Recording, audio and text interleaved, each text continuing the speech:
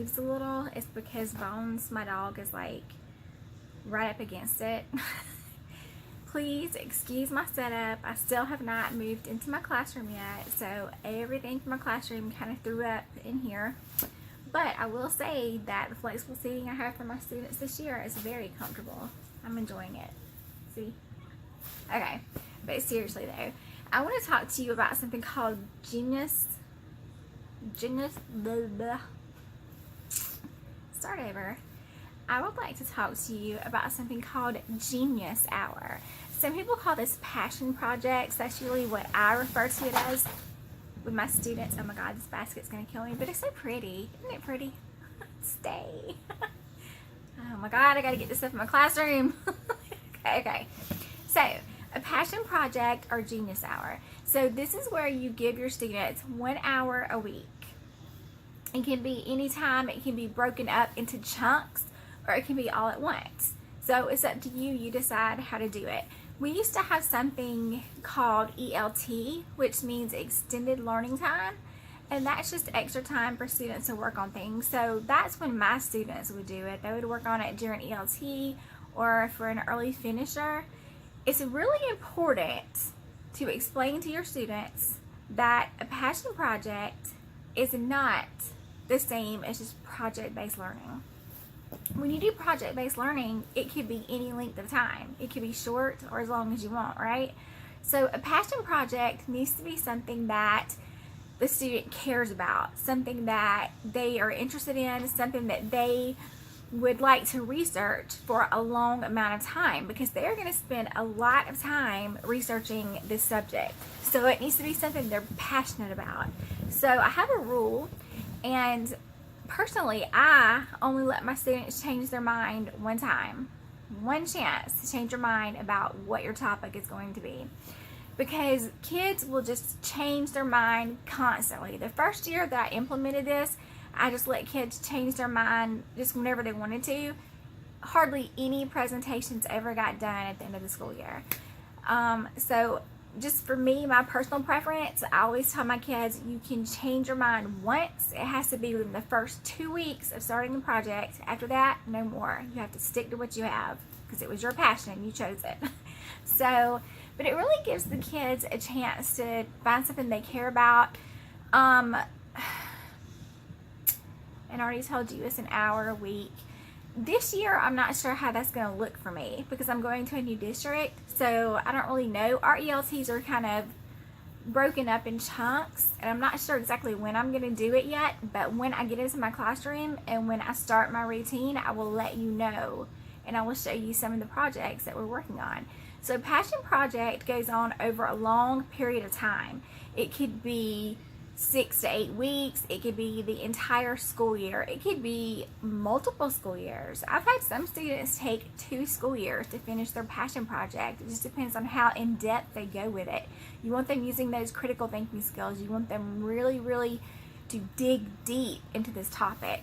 So I break it down into 4 steps. So these are my 4 steps. This is how I keep it all together in my head.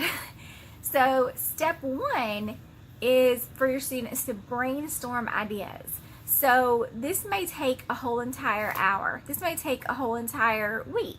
It's different for different students.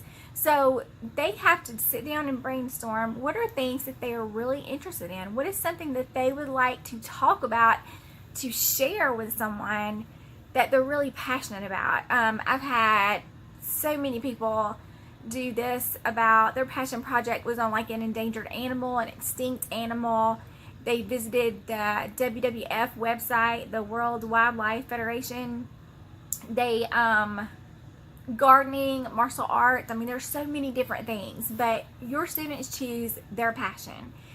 And then step 1 is to brainstorm ideas. After they have their ideas and they pick one, step 2 is to think of questions. What questions do they need to ask? So they need to be an expert in this field, which means they don't have to know everything right now, but by the end of this project, they should be an expert.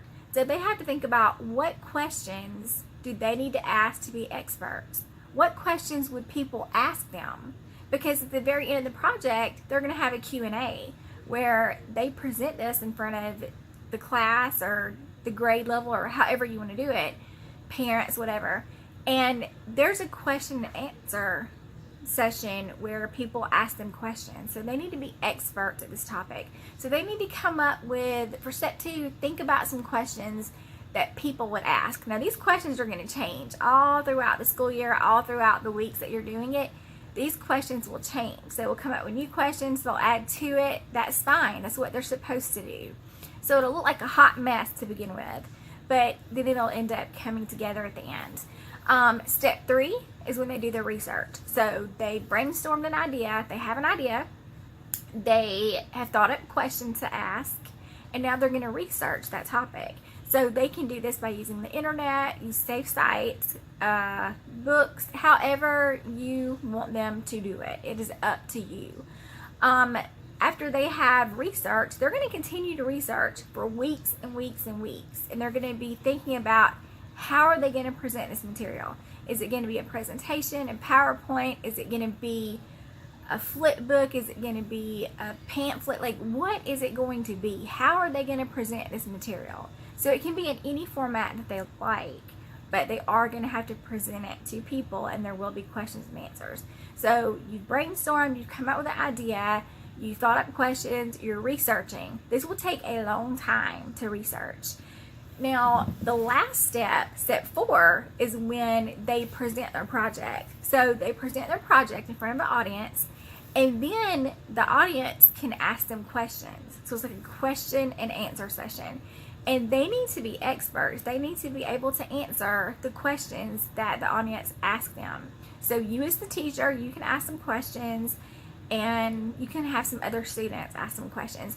And you can tell really good passion projects when other students are so into it. They're just like all into this project, and every hand goes up and they all have questions. And you can tell that someone really spent a lot of time and they dug really deep thinking about this, because it's interesting. Like, it's very interesting. So I've had them do things like martial arts before, where they researched. Many of the students that I had were really into martial arts, and my son, he did MMA, mixed martial arts, for a lot of his childhood. So that was a topic that I was kind of familiar with, so I let them do that topic. So they researched different types of martial arts. There's like jiu-jitsu, I can't even say it. There's so many different kinds. It's not just karate. There are tons of different types of martial arts. So they would research it. Who are some famous martial artists? What is martial arts? Where did it originate from? What's the culture behind it? I mean, they came up with all these questions on their own. And they all had different questions. Even though they were doing one project, this is a project they're doing on their own. This is not something that they're collaborating with. You could let them do that, but I prefer for them to do this one alone. So this is more, instead of project-based learning where you can have groups, this is more an individual thing where it's something where that student is passionate about it. So like gardening, we've had gardening before where students actually created a garden, talked about fertilizer, talked about how to make the garden grow, how to take care of a garden, and that was their presentation. And then students asked them questions about it. So I think Genius Hour and passion projects are very important because it gives students a chance to research, to use those critical thinking skills, and it's over a long period of time, so it builds stamina. And that's what we really want to do, because everybody's always worried about the test, teaching to the test, how are they going to do on the test. That's all fine and good, but we need to be thinking about, how are they going to do in life? How are they going to do in life?